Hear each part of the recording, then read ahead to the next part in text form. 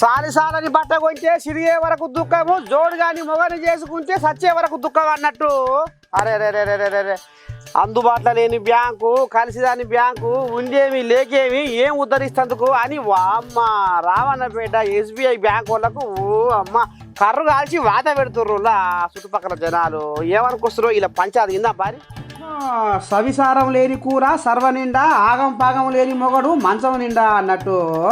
రావన్నపేటలో SBI bank అధికారుల కోసం పెట్టుకున్నారా లేకపోతే జనాల కోసం పెట్టుకున్నారా అని చుట్టుపక్కల ఊర్ల పొంటి జనాలు ఎగబడకపోతున్నారు రావన్నపేట ఎస్బీఐ బ్యాంకు అధికారుల మీదకి.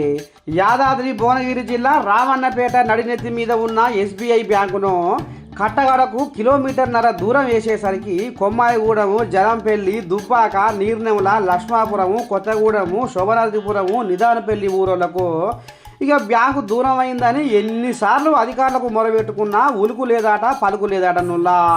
ఇక ఈ రకంగా అధికారులు బ్యాంక్ అధికారులు మా గోస ఉంచుకుంటున్నారని పాపం అల్లాడుతుర్రు జనాలు. ఇక చూడు ఏమనుకొస్తుర్రో పబ్లిక్.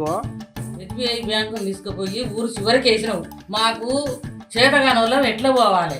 మాకు ముఖాల నొప్పులు. పైసలు తీసుకొని బ్యాంకులకి వెళ్ళగానే ఎవరు ఏం చేస్తారో తెలుస్తట్లేదు. మెడ మీద గొలుసులు కూడా వీక్కొని పోతుర్రు. ఇంత అన్యాయం ఎక్కడ? ఈ ఊళ్ళు అడవులు ఉన్న దాన్ని కొంట పోయి ఊరు చివరికి వేయడం ఏంది? ఇది పద్ధతేనా? మీకు మంచిగా అనిపిస్తుందా? బ్యాంకు జనం కోసానికి పెట్టిరా, మరి బంగ్లా అజ్ఞానం కోసానికి పెట్టిరా? అసలు ఏం సంగతి ఇది? కోసం పెట్టడం ఎవరు చెప్పిర్రు? ఈ పద్ధతి ఏం పద్ధతి ఇది? ఈ పద్ధతి మంచిగుందా? ఎస్బీఐ బ్యాంకును అడవుల్లో ఉన్న బ్యాంకులు తీసుకుపోయి కట్టకడకేసిరు. ఈ జనాలకు, ఆడపడుచులకు, ఈ మన వృద్ధులకు చాలా ఇబ్బందులు అవుతున్నాయి.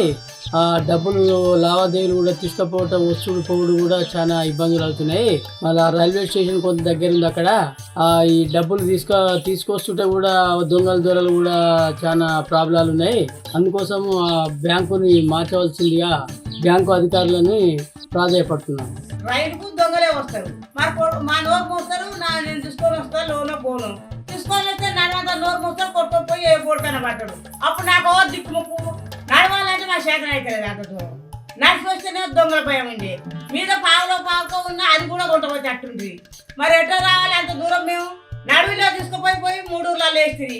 పోతప్పుడు 50, వస్తేప్పుడు 50, 100 ఎంట్రెస్ కట్టాం మేము.